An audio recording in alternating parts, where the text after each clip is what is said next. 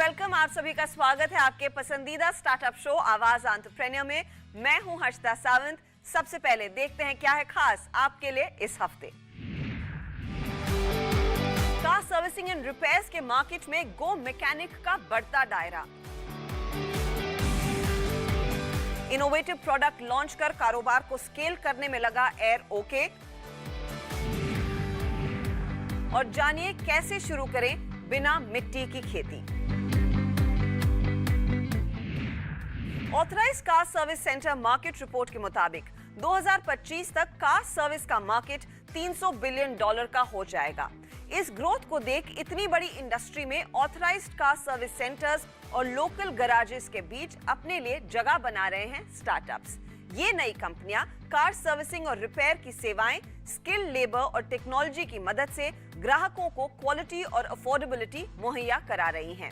Indian institute of management Ahmedabad के graduates Amit Bhasin और कुशाल कारवा का स्टार्टअप गो मैकेनिक न सिर्फ ग्राहकों की पसंद बना है बल्कि निवेशकों को भी भा रहा है। कैसे शुरू हुई गो मैकेनिक की बिजनेस जर्नी बता रही हैं कल्पना पारकर।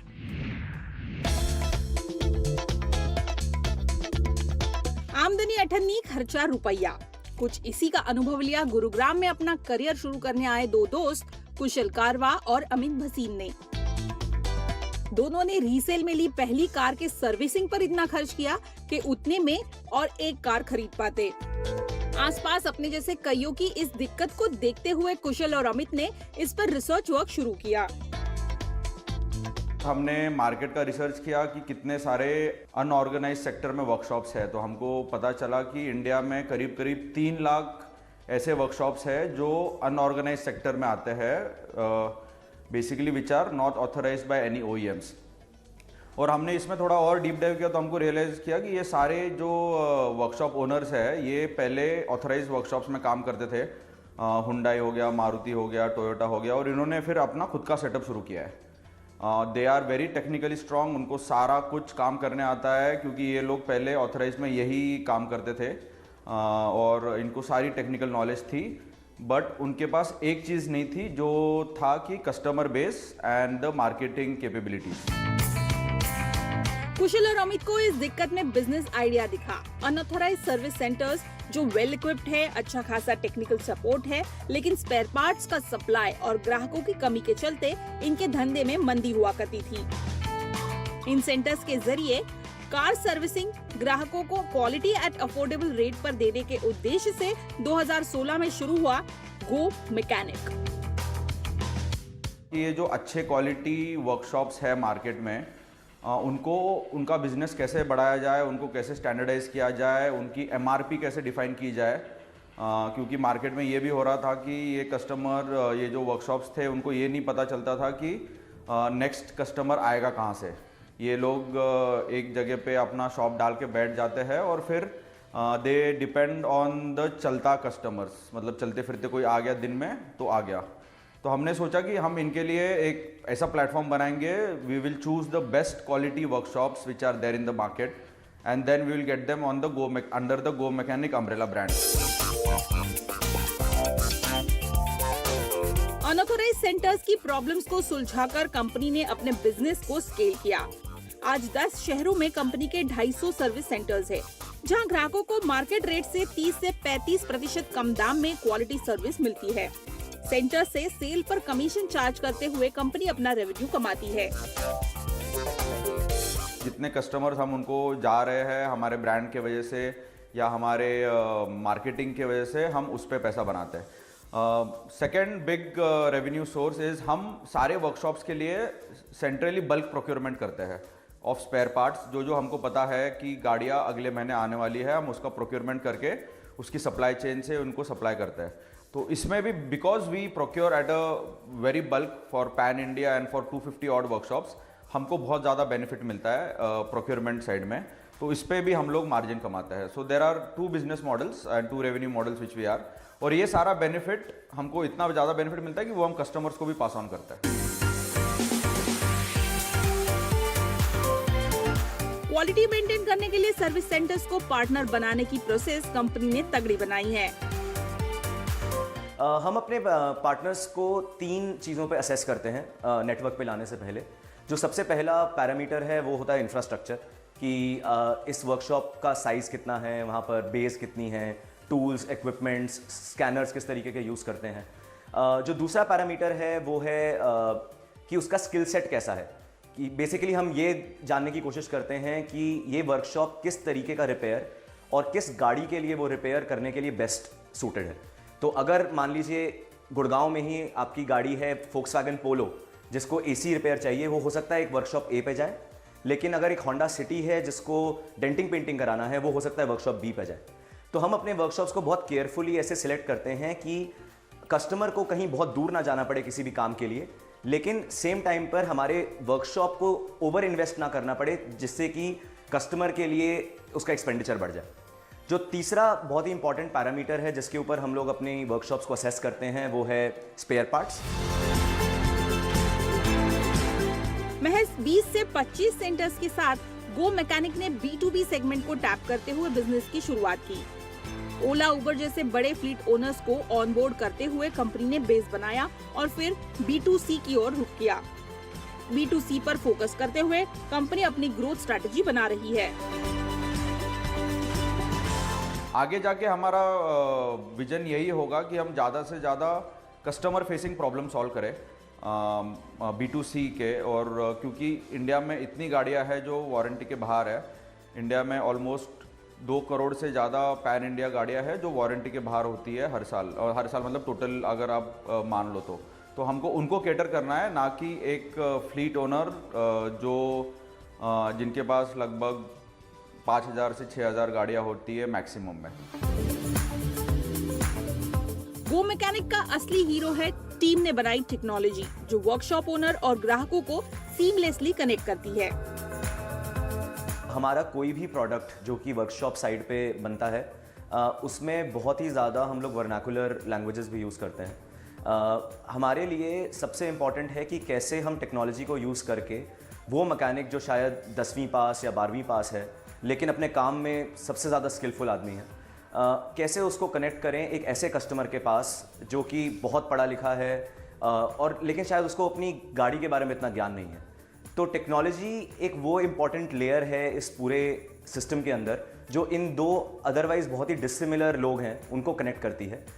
हमारे जितने भी सिस्टम हैं वो इस तरीके से बने हैं कि एक एंड पर वो मैकेनिक से बात करते हैं और बहुत ही सिंपल हैं, बहुत ही इंट्यूटिव चीज़ों को इस्तेमाल करते हैं, जैसे कि लेफ़्ट स्वाइप, राइट स्वाइप, इस तरीके के बहुत ही सिंपल टेक्नोलॉजी के हम लोगों ने फीचर्स यूज़ करे हैं। 30 लाख के स्टार्टअप कैपिटल से फाउंडर्स ने गो मैकेनिक की शुरुआत की। कंज्यूमर से मिलते रिस्पांस के साथ साथ निवेशकों ने भी कंपनी के पोटेंशियल को देखते हुए टीम में भरोसा दिखाया। 2019 में कंपनी ने सीरीज बी फंडिंग राउंड में 105 करोड़ रुपए जुटाए। इसमें सिक्वोया कैपिटल, चिराटे वेंचर्स और ओराइस वेंचर्स जैसे निवेशकों ने हिस्सा लिया। आगे जाके हम ये देखते हैं कि जैसे जैसे हमारी नंबर ऑफ सिटीज़ बढ़ेगी, नंबर ऑफ जोग्राफीज बढ़ेगी, तो हम कैपिटल रेस करते रहेंगे to expand. This capital will be used mostly only in 2 things, which is building technology and second is to for expansions. क्योंकि इनिशियल कोई भी सिटी में अगर हम लोग एक्सपांड करते हैं तो पहले 5-6 मंथ हमको एक्सपांड अपना इन्वेस्टमेंट करना पड़ता है, तो वो इन्वेस्टमेंट के लिए we have to raise a lot of capital. इसके बाद इस साल में जो हम नए इनिशिएटिव्स ले रहे हैं कि हम इंटरनेशनली जो सिमिलर इंडिया के जैसे सिमिलर मार्केट्स है वहाँ पे जाएंगे, उसके लिए हम और कैपिटल रेज करेंगे। The nearest targets are the countries in South East Asia and countries in Africa which are very similar to India. We will also require a lot of investments in terms of technology, क्योंकि ये एक ऐसा space है जहाँ पे technology systems बने ही नहीं हैं। लोग अभी भी पेपर और पेंसिल पे काम करते हैं, जॉब कार्ड्स बनाते हैं। तो हम चाहते हैं कि सारी जो ऑटो आफ्टर मार्केट इकोसिस्टम है वो गो मैकेनिक के सॉफ्टवेयर पे आ जाए। ऑटो इंडस्ट्री तैयार हो रही है इलेक्ट्रिक व्हीकल के बदलाव के लिए। ऐसे में ईवी सर्विसिंग और रिपेयर्स के लिए गो मैकेनिक की टीम को तैयार करना कंपनी के सामने अहम है। इसी दिशा में कंपनी ईवी मैन्युफैक्चरर्स से टाई अप कर रही है, जिससे वर्कशॉप्स को ट्रेनिंग मिलेगी। रिवॉर्ड मोटर्स जैसे ईवी मैन्युफैक्चरर से टाई अप से कंपनी बैटरी स्वैपिंग इंफ्रास्ट्रक्चर तैयार कर रही है। इसी तरह कंपनी नए बदलाव के साथ ग्रोथ प्लान बना रही है। आने वाले 3 सालों में 12 से 13% मार्केट शेयर हासिल करने पर फाउंडर्स का फोकस बना हुआ है। कल्पिता पारकर। वक्त हो रहा है एक ब्रेक का, लेकिन आगे देखिए क्लीन एनर्जी में रिसर्च से शुरू हुआ 2 इनोवेटर्स का एंटरप्रेन्योर बनने का सफर।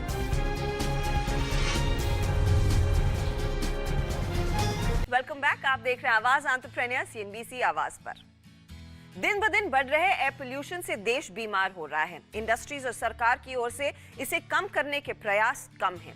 इसीलिए एयर पोल्यूशन की क्राइसिस से जूझने के लिए IIT मद्रास के 3 छात्र यसा पवन रेड्डी, दीक्षित वरा प्रसाद और वनम श्रवण कृष्णा ने मिलकर एक ऐसा एयर प्योरीफायर बनाया जो तरह तरह की कॉम्बिनेशन ऑफ पोल्यूटेंट से हवा को स्वच्छ बनाता है।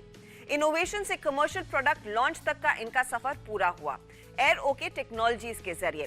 अब आगे फाउंडर्स कैसे करेंगे कारोबार को स्केल, आइए जानते हैं।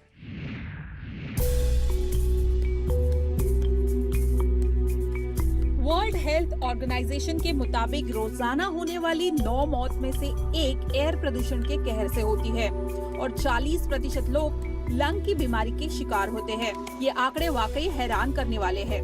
फिर भी इस पर कोई ठोस कदम उठाए नहीं दिखाई देते। ऐसे में दिल्ली का स्टार्टअप एयर ओके आपको हवा शुद्ध करने की गारंटी देता है। इस कंपनी ने efficient granular absorption particulate arrester यानी इगापा फिल्टर तकनीक से बनाया है विस्टार एयर प्यूरिफायर, जो हवा में mix particulate matter, microbes, fungus और गैसों सब्सटेंस को छानकर सांस लेने लायक शुद्ध हवा में प्यूरिफाई करता है। Seen that the only technology that has been spoken around the world is HEPA, which is very good and in terms of removing the PM 2.5. But actually PM 2.5 is not the only parameter that actually we should talk about. There are a lot of other parameters as well. There are a lot of toxic gases, there are VOCs, and we have to come up with a technology which address all these 3, PM 2.5, toxic gases, as well as the VOCs. So that's the initiation that was starting my project during that point of time, and I have done a number of lab tests during that point of time, and the performance was quite better. And then later on I thought, like, why can't we make this technology into industrial application and commercialize it, and that's how I started this venture.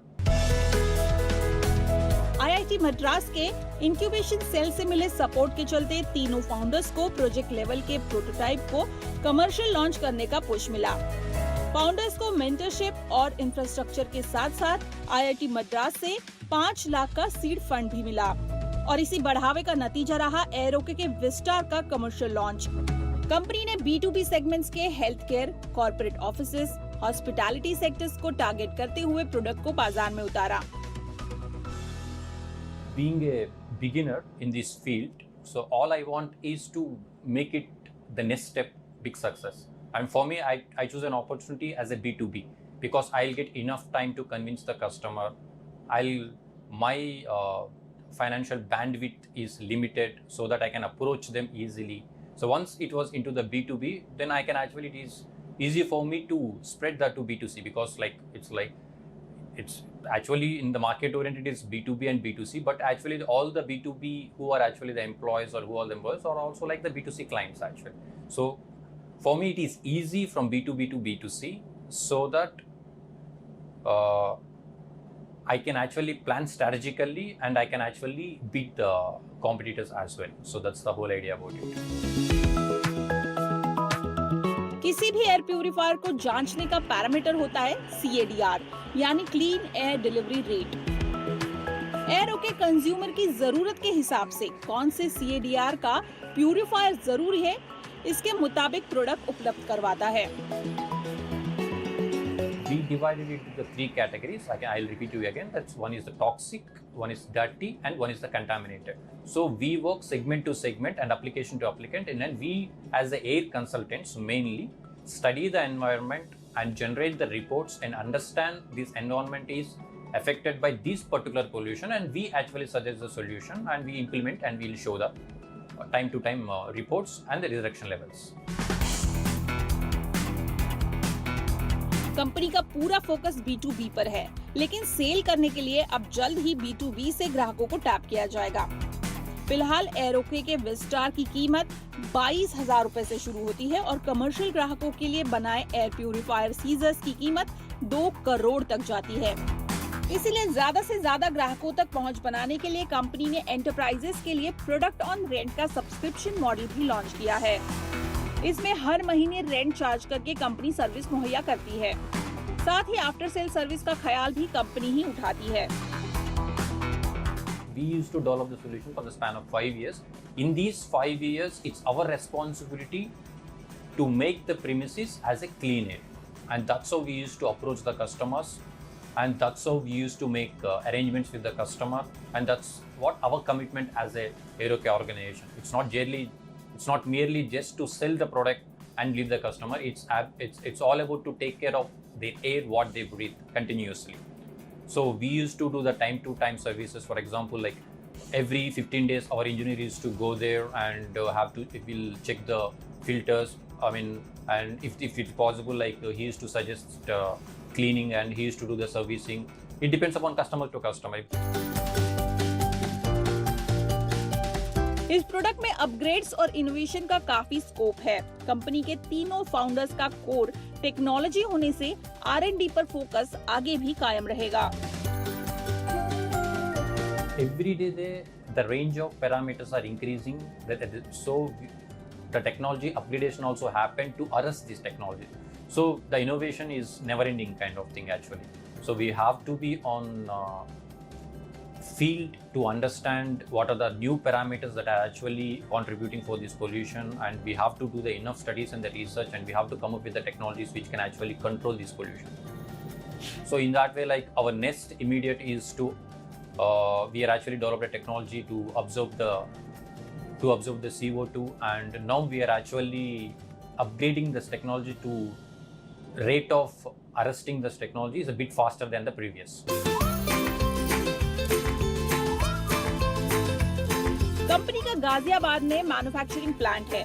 सार group से मिली $2 million की funding से company ने इसे शुरू किया। फिलहाल हर महीने 800 मशीन्स बनाने की इस प्लांट की क्षमता है। B2B पर बढ़ रहे फोकस के चलते कंपनी अगले 6 महीनों में प्रोडक्शन कैपेसिटी 2000 तक बढ़ाने की तैयारी में है।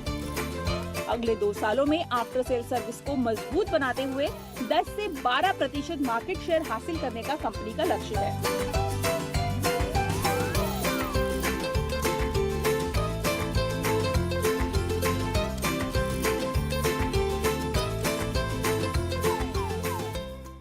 यहाँ लेंगे एक छोटा ब्रेक। आगे देखिए हमारा स्मॉल बिजनेस आइडिया।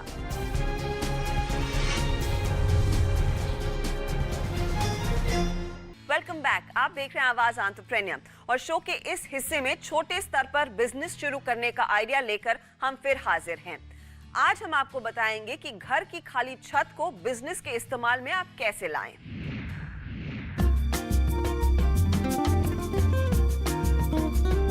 घर बैठे बैठे बिजनेस शुरू करने की सोच रहे हैं तो जानते हैं एक ऐसा आइडिया जिसमें लागत भी कम है और कमाई अच्छी खासी हो सकती है। हम बात कर रहे हैं बिना मिट्टी के खेती की। बस इसके लिए जरूरी है घर की छत या खुला आंगन। आजकल टेरेस फार्मिंग एक उभरता ट्रेंड है जिसे कैश करने का बढ़िया मौका आपको मिल रहा है। इस तकनीक में मिट्टी का इस्तेमाल बिल्कुल नहीं होता है और पौधों के लिए जरूरी पोषक तत्वों को पानी के सहारे सीधे पौधों की जड़ों तक पहुंचाया जाता है। इसे हाइड्रोपोनिक्स कहा जाता है। पौधे एक मल्टीलेयर फ्रेम के सहारे पाइप में उगाए जाते हैं और इनकी जड़ें पाइप के अंदर पोषक तत्वों से भरे पानी में छोड़ दी जाती है। हाइड्रोपोनिक्स तकनीक के सेटअप के लिए कई कंपनियां काम करती है जो शौकिया गार्डन से लेकर कमर्शियल फार्म सेट करने में आपकी मदद करती है। इसमें लेक्सेट्रा एग्रीकल्चर, बिटमाइंड्स इनोवेशंस, फ्यूचर फार्म्स, हमारी कृषि जैसे स्टार्टअप्स काम कर रहे हैं। इन कंपनियों से हाइड्रोपोनिक्स सेटअप को खरीदा जा सकता है। 2 मीटर ऊंचे एक टावर में करीब 35 से 40 पौधे लगाए जा सकते हैं, यानी लगभग 400 पौधे वाले 10 टावर आप 1 लाख तक में खरीद सकते हैं। अगर सिस्टम को सही तरीके से इस्तेमाल किया जाए तो आगे सिर्फ बीज और न्यूट्रिएंट का ही खर्चा आएगा। मौसम की मार से बचने के लिए नेट शेड या पॉली हाउस की जरूरत होगी।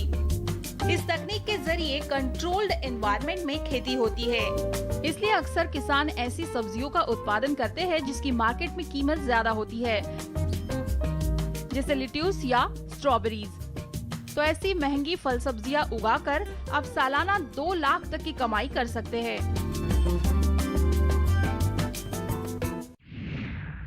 इसी के साथ आवाज एंटरप्रेन्योर में इस हफ्ते इतना ही। आपको हमारा शो कैसा लगा ये हमें जरूर बताएं। आप हमसे संपर्क में रह सकते हैं फेसबुक और ट्विटर के जरिए। अगले हफ्ते फिर मुलाकात होगी कुछ और इंटरेस्टिंग आइडियाज के साथ। नमस्कार एंड टेक केयर।